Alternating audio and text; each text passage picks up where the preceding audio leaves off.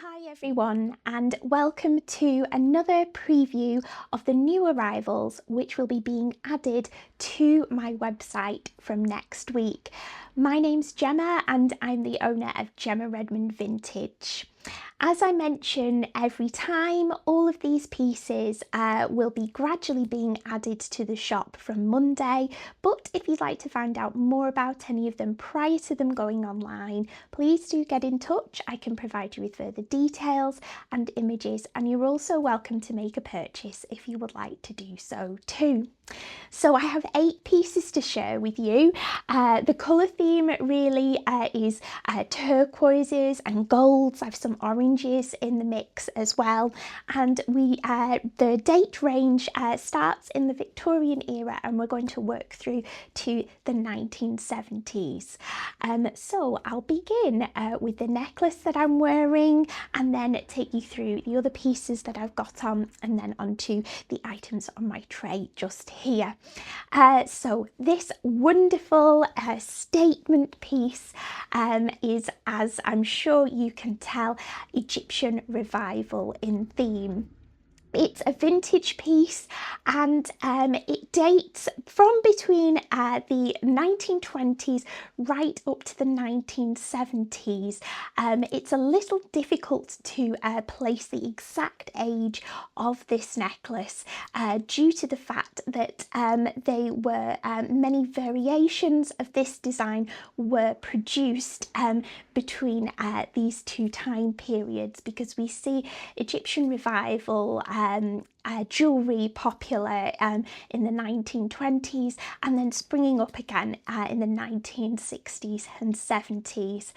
I would like to suggest that this is a piece from the 1920s, just due to the aging of the metal, the design itself, and yes, the overall look of the piece. As you can see, it's constructed from a gilded metal, and all these little panels are linked together and they're detailed, each panel is detailed with a little stud of turquoise enamel, then suspended from the necklace in this fabulous Egyptian, ancient Egyptian collar-like inspired design. We've got this fringe of turquoise faience scarab beetles, which are all detailed around the edges with gilded metal too. The necklace is a hook and eye fastening, which I'll show you in a moment, which means that it's adjustable in length a little. And that means I've got it on its longest length here, so you can wear it almost in this scoop-like way that I have, or you can raise it up a little bit to almost sit around the collar of whatever you're wearing, which would look just as effective. So I'll unhook it and take it off so that you can have a closer look. So let's just, here we go. And you can see that we've got a little loop at the top here which the hook goes through. However, this hook could also go through any number of these other loops to make it a bit shorter. The construction is really nice, nothing is missing at all, and the gilded metal is still really nice and bright.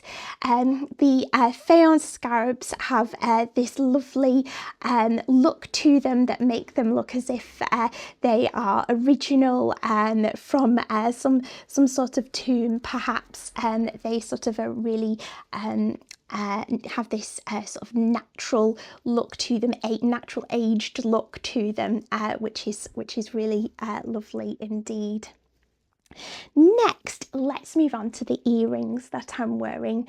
So these earrings, in keeping with the Egyptian revival theme, were created by the Sphinx Company, which made jewellery predominantly in the 1960s and 1970s.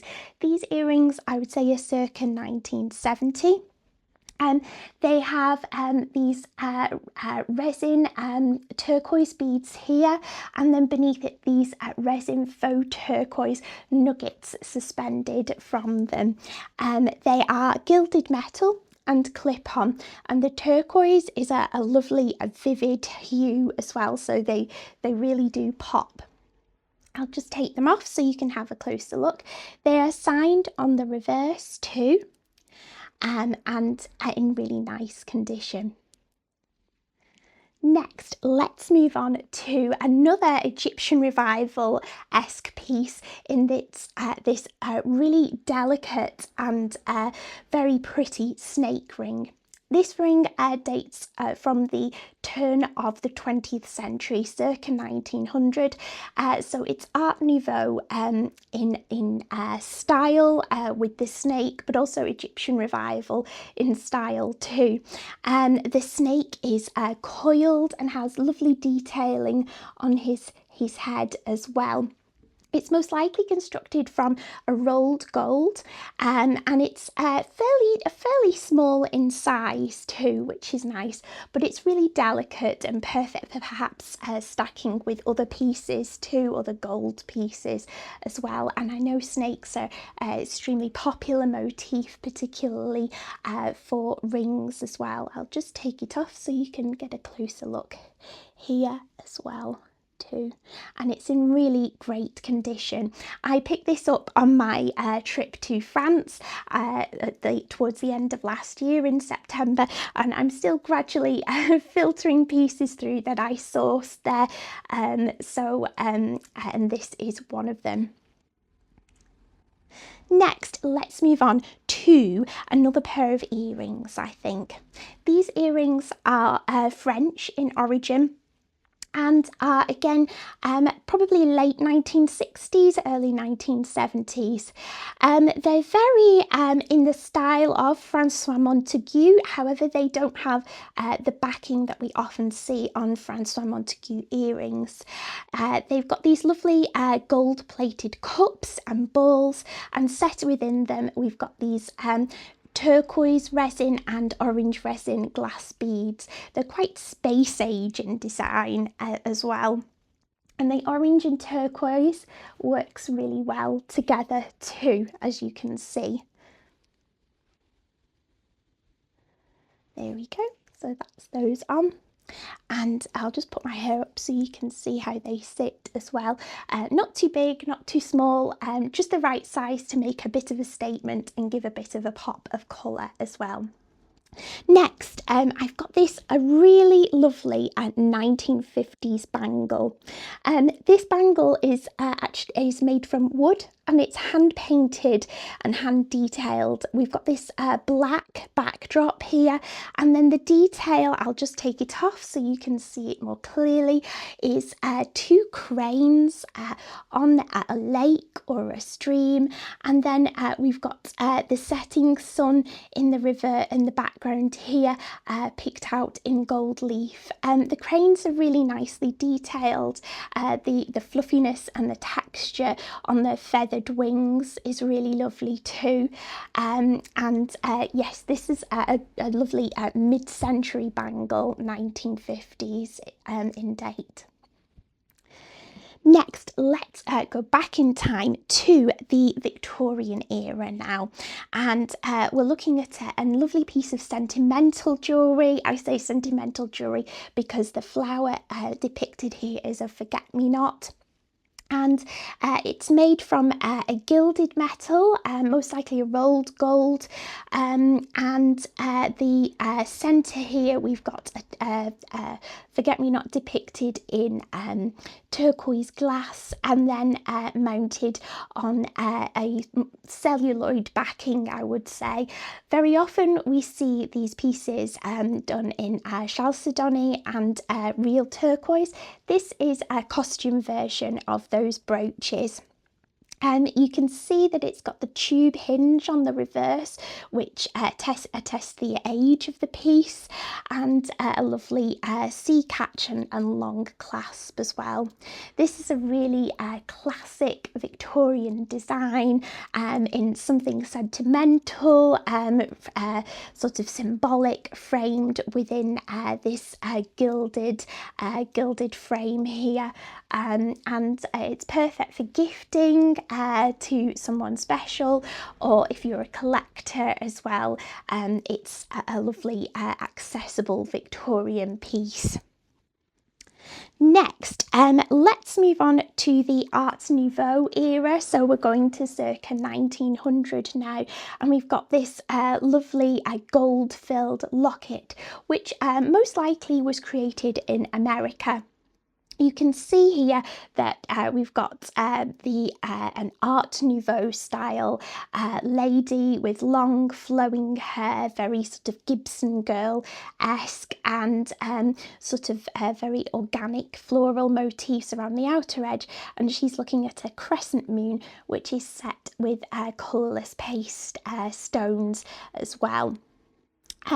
It's perfect for adding to your favourite chain as well, and does function as a locket too. I'll see if I can open it up for you now whilst we are here. There we go. And you can see that it's perfect for putting in perhaps an important token, or a photograph, something special or sentimental. It's got a nice click to it, as you probably heard as well. Next, let's move on to my final piece, which was again purchased in France most recently. This is a brooch created by Louis Rousselet for Madeleine Riviere. So the glass findings are made by Rousselet, and we've got this lovely floral design here, made up of colourless and opalescent glass. At the centre here we've got these opalescent glass flowers, and then these lovely turquoise again beads here, sort of conical shaped beads, creating this spray like design. On the reverse we've got the trombone clasp, which is very typical of French jewellery, and all these beads are hand wired to the reverse of the piece as well. So there's a lot of work gone into this too. The turquoise really, as I'm sure you've seen, pops against black as well. So this is a lovely piece. This dates from the 1950s. Okay, let's recap my selection today. I have these 1960s, 1970s French bead earrings, this Louis Rousselet for Madeleine Riviere 1950s brooch, this 1950s hand-painted crane bangle, this Victorian forget-me-not brooch, this Art Nouveau circa 1900 snake ring, this Art Nouveau girl looking at the crescent moon gold-filled locket, these Sphinx 1970s faux turquoise earrings, and this rather dramatic and statement Egyptian revival necklace dating from the 1920s through to the 1970s. Okay, thanks so much for joining me again. I hope you've enjoyed this week's selection, and I will be back next Friday with more jewels for you. Take care and see you all soon. Bye bye.